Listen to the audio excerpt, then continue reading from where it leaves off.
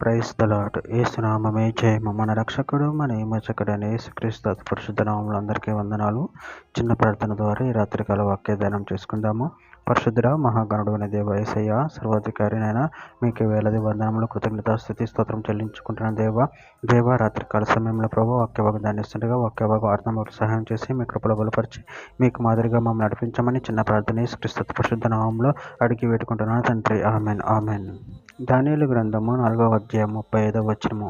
భూనివాసులందరూ ఆయన దృష్టికి ఎన్నికకు రానివారు. ఆయన పరలోక సేన ఎడలను భూనివాసుల ఎడలను తన చిత్తం చొప్పున జరిగించేవాడు.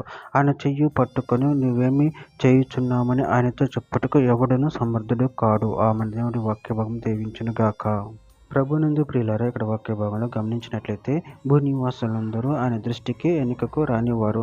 ఆయన పరలోక సేన ఎడలను భూనివాసుల ఎడలను తన చిత్తం చొప్పున జరిగించేవాడు. ఆయన చెయ్యి పట్టుకొని నువ్వేమి చేయుచున్నావని ఆయనతో చెప్పుటకు ఎవడను సమర్థుడు కాడు.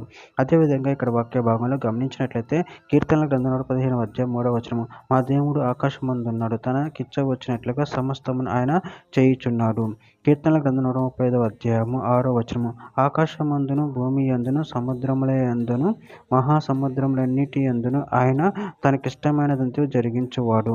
ఫిలిప్పీయులకు రాసిన పత్రిక 2వ అధ్యాయం 10-11 వచనాల్లో భూమి క్రింద ఉన్నవారిలో కానీ ప్రతి వారిని మోకాలను యేసు నామమున వంగునట్లు ప్రతి వారిని నాలుకయు తండ్రి అయిన దేవుని మహిమార్థమై యేసుక్రీస్తు ప్రభువుని ఒప్పుకొనున్నట్లు దేవుడు ఆయనను అధికముగా హెచ్చించి ప్రతి నామమునకు పై నామమును ఆయనకు అనుగ్రహించును. సామెతల గ్రంథం 21వ అధ్యాయం 30వ వచనము. యెహోవాకు విరోధమైన జ్ఞానమైనను వివేచనైన ఆలోచనైనను నిలవదు. యెషయా గ్రంథం 43వ అధ్యాయం 13వ వచనము. ఈ దినం మొదలుకు నేను ఆయన నా చేతిలో నుండి విడిపించగలవాడెవడను లేడు. నేను కార్యం చేయగా త్రిప్పివేయువాడెవడు. ద్వితీయోపదేశ కాండం 4వ అధ్యాయం 39వ వచనం. కాబట్టి పైనున్న ఆకాశమందును క్రిందనున్న భూమి యందును యెహోవాయే దేవుడని మరియొక్క దేవుడు లేడనియు నేడు నువ్వు ఎరిగి జ్ఞాపకమునకు తెచ్చుకొనుము. కీర్తన గ్రంథం 89వ అధ్యాయం 13వ వచనం. పరాక్రమ గల బాహువు నీకు కలదు, నీ హస్తము బలమైనది, నీ దక్షిణ హస్తము ఉన్నతమైనది. చివరిగా ఒక మాట, కీర్తన గ్రంథం 103వ అధ్యాయం 19వ వచనము. యెహోవా ఆకాశమందు తన సింహాసనం స్థిరపరిచి ఉన్నాడు, ఆయన అన్నిటి మీద రాజ్య పరిపాలన చేయుచున్నాడు. ఆమె దేవుడి వాక్య భాగం దీవించును గాక. చిన్న ప్రార్థన చేసుకుందాము.